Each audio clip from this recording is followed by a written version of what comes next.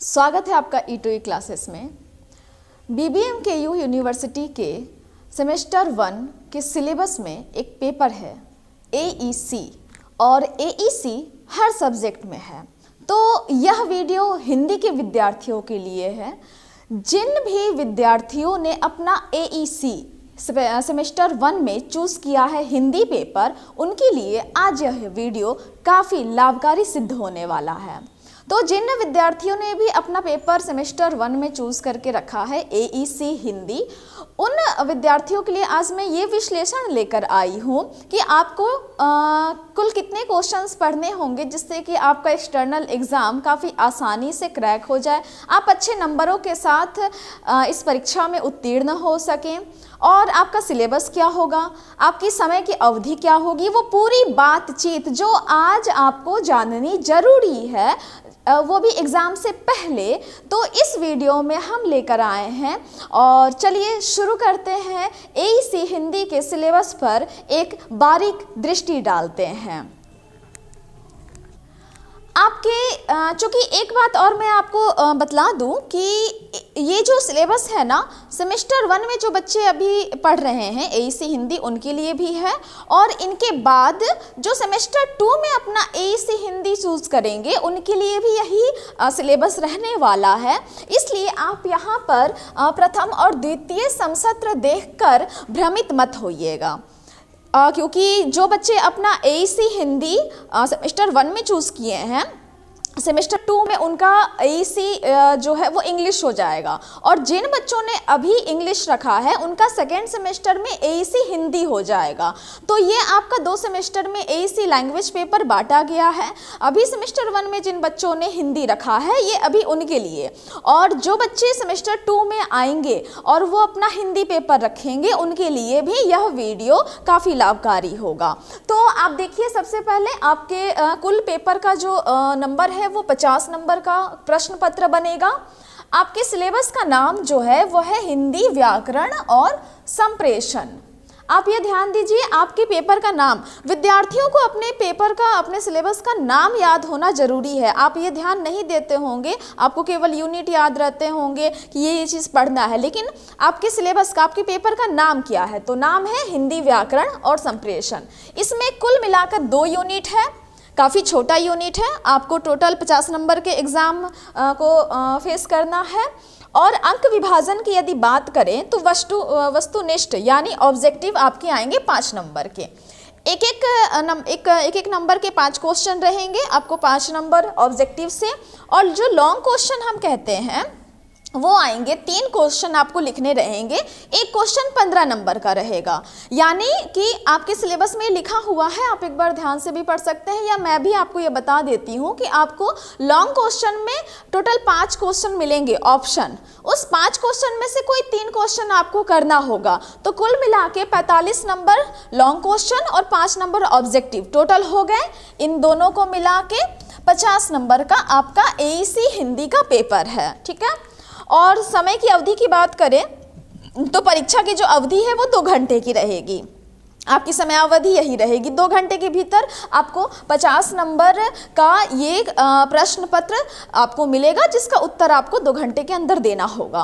तो ये तो हो गई बातचीत हमारे पूरे समय सीमा अवधि की, क्या करना है, कैसे करना है। अब बारीक हम लोग ध्यान देते हैं कि हमारे यूनिट्स में कौन कौन से टॉपिक हैं। तो देखिए, यूनिट 1 में इतने सारे टॉपिक है।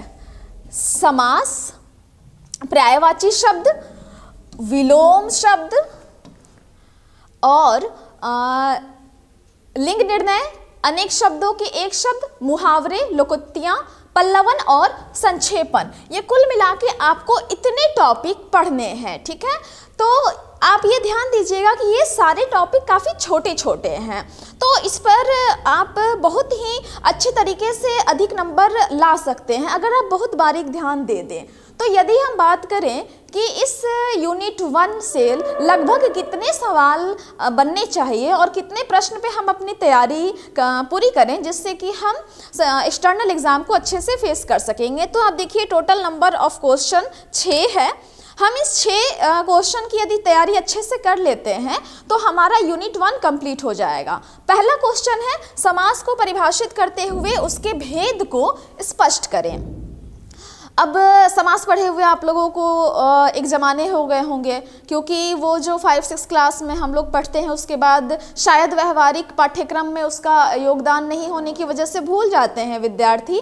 लेकिन अब फिर से, चूँकि व्याकरण भाषा की नींव होती है, किसी भी भाषा का जो आधार है वो व्याकरण होता है, तो व्याकरण की समझ होना बहुत ज़रूरी है। इसलिए अब यूनिवर्सिटी के सिलेबस में भी इसका एक संक्षिप्त रूप आ चुका है। तो समास हमारा पहला क्वेश्चन रहेगा। आप देखेंगे कि शब्द यहाँ पर लिखा भी है, समास पढ़ना है पहला, तो समास को लेकर एक क्वेश्चन बनता है।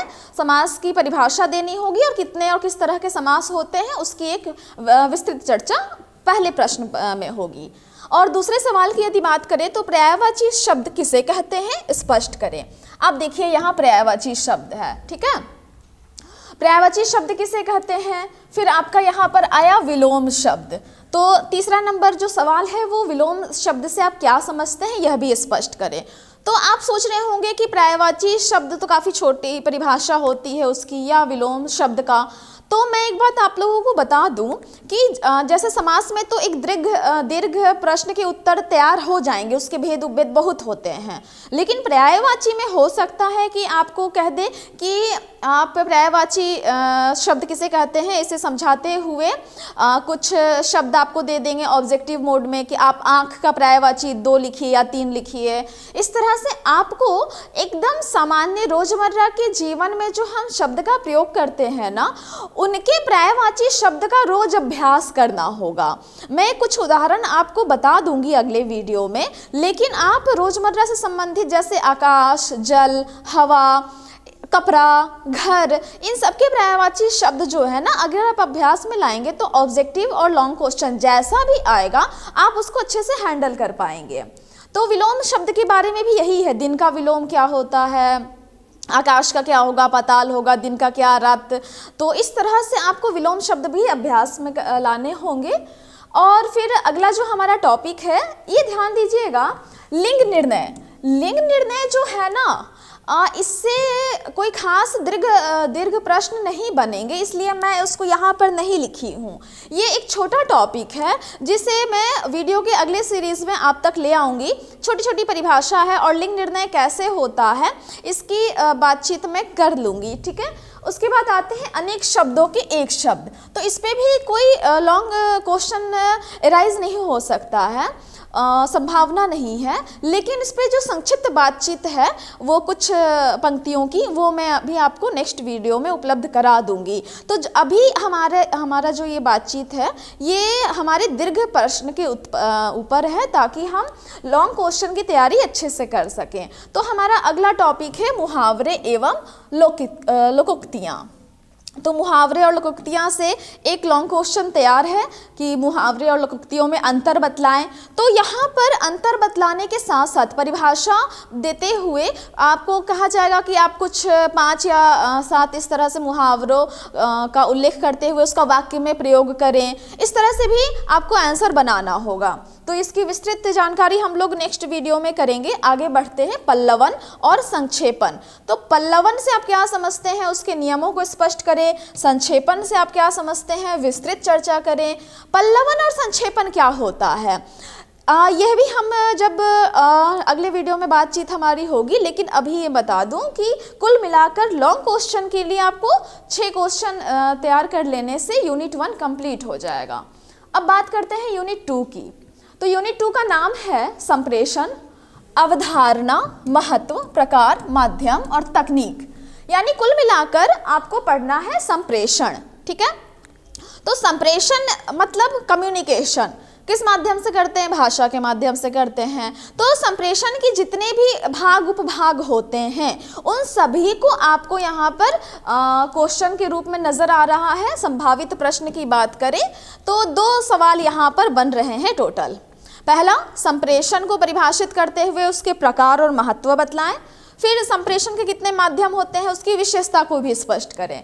यानी कुल मिला के एक तो परिभाषा, उसके बाद संप्रेषण के प्रकार, उसके बाद महत्व, उसके बाद उसके कितने माध्यम होते हैं या उसकी विशेषता क्या होती है, ये सब कुछ यानी संप्रेषण से संबंधित जितने बिंदु उभरते हैं उन सभी को आप पॉइंट वाइज लिख लेंगे, एक लॉन्ग क्वेश्चन तैयार हो जाएगा। यहीं से ऑब्जेक्टिव, यहीं से आपका एक लॉन्ग क्वेश्चन भी आंसर के रूप में तैयार हो जाएगा। तो ये रही हमारी पूरी चर्चा 2 यूनिट पर एईसी हिंदी को लेकर। आप एक बार अच्छे से इसे नोट कर लीजिए और यूनिट 1 को एक बार देख लीजिए। कुल मिला के 8 से 10 प्रश्नों की तैयारी से आपके 50 नंबर अच्छे से पूरे हो जाएंगे। और मैं आपको ये यकीन दिलाती हूँ कि यदि आप इस पेपर पे जरा सा भी ध्यान दे देंगे ना तो बिल्कुल मैथ के पेपर की तरह नंबर उठेगा। बहुत ही आसान पेपर है, कहीं आपको कोई दिक्कत नहीं होगी, बस आपको ज़रूरत है लगातार हमारे साथ बने रहने की।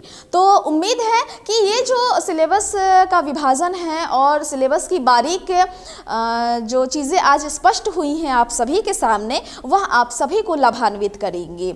आप इस सबको अच्छे से नोट कर लीजिए और हम लोग फिर अगले वीडियो में मिलते हैं इन सभी महत्वपूर्ण प्रश्नों के आंसर मेथड को लेकर कि किस तरह से आप आंसर तैयार करेंगे, किन किन बिंदुओं के माध्यम से आप एक दीर्घ और वस्तुनिष्ठ प्रश्न की तैयारी अच्छे से कर सकते हैं। तो बने रहिए हमारे साथ, तब तक के लिए धन्यवाद।